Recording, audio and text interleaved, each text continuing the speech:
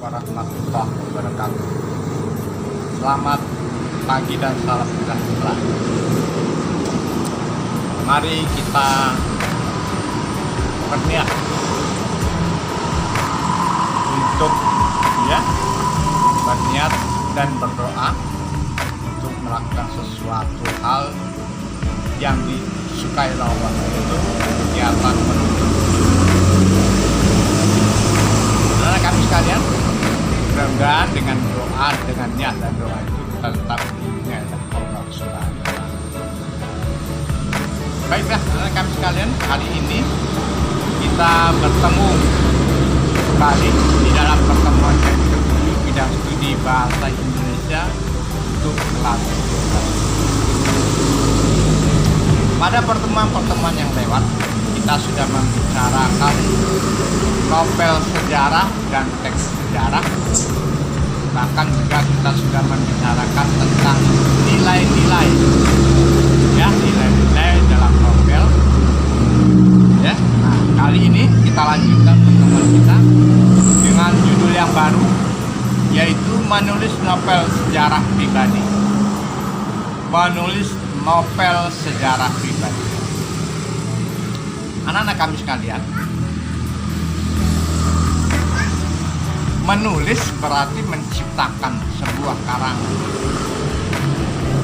Kalau kita ingin menciptakan sesuatu,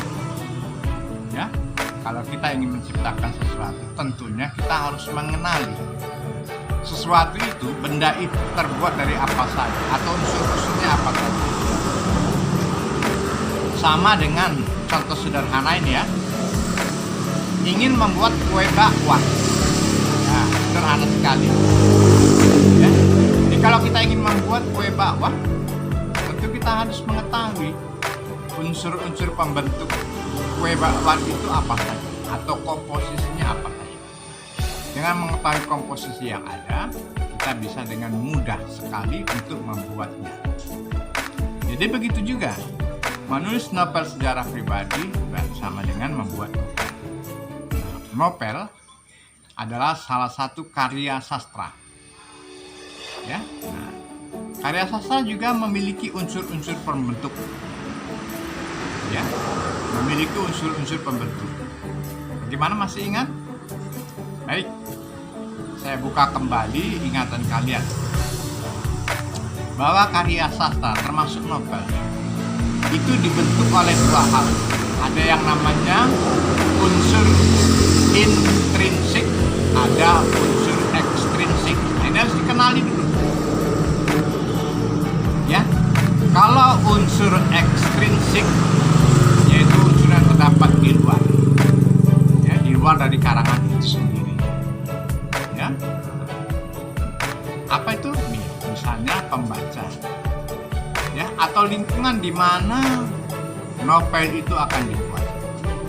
Itu unsur ekstrinsik, sangat mempengaruhi. Kemudian ada unsur intrinsik, yaitu unsur yang terdapat dalam karangan itu sendiri. Baik. Unsur intrinsik itu terdiri dari tema. Awas. Antara tema dengan judul itu adalah dua hal yang berbeda. Banyak orang mengatakan tema dan judul itu sama. Tidak. Tema dan judul adalah dua hal yang berbeda. Kalau untuk karangan-karangan atau tulisan-tulisan yang berbentuk non-fiksi, misalnya buku pelajaran, bisa saja judul itu menjadi tema, misalnya buku pelajaran bahasa Indonesia. Karena memang di dalam membahas pelajaran bahasa Indonesia, maka temanya juga pelajaran bahasa Indonesia.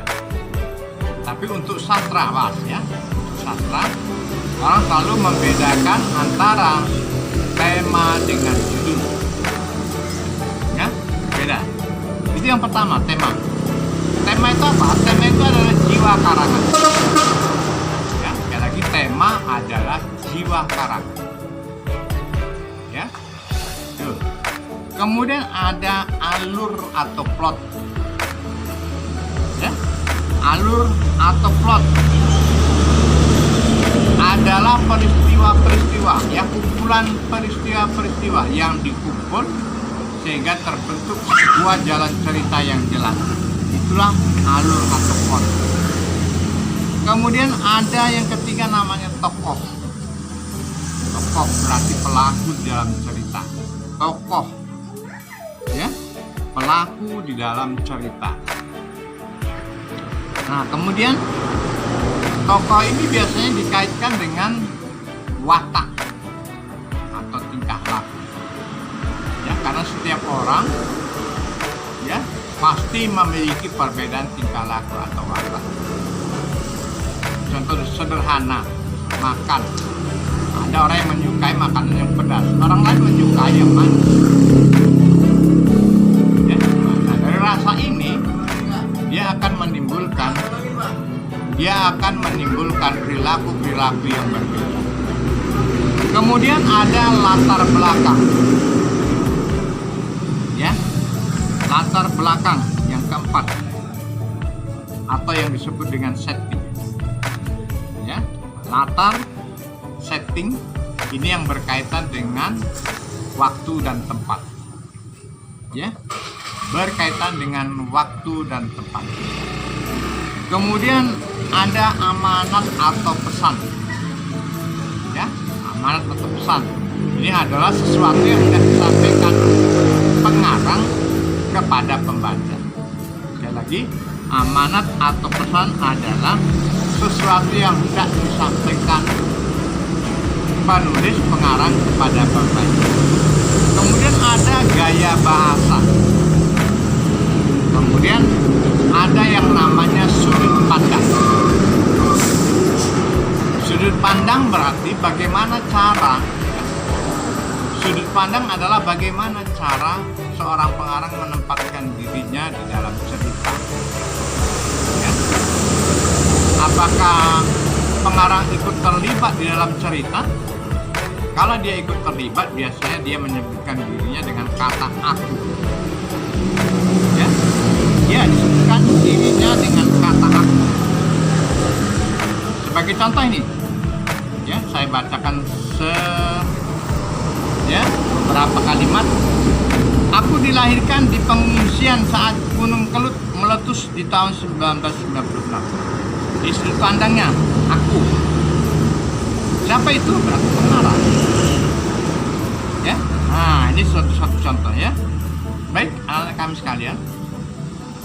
Jadi sebelum kita lanjutkan dengan tugas menyusun novel sejarah pribadi, ya, supaya ini unsur-unsur ini dipahami terlebih dahulu, ya. Nah, nanti setelah ini dipahami, kita akan berlanjut dengan tugas yaitu membuat atau membentuk novel sejarah pribadi.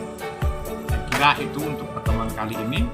Mudah-mudahan ya semakin luas wawasan kita dalam memahami bagaimana penggunaan bahasa itu sendiri untuk kita pergunakan sebagai bagian dari kehidupan. Terima kasih dan mohon maaf. Wassalamualaikum.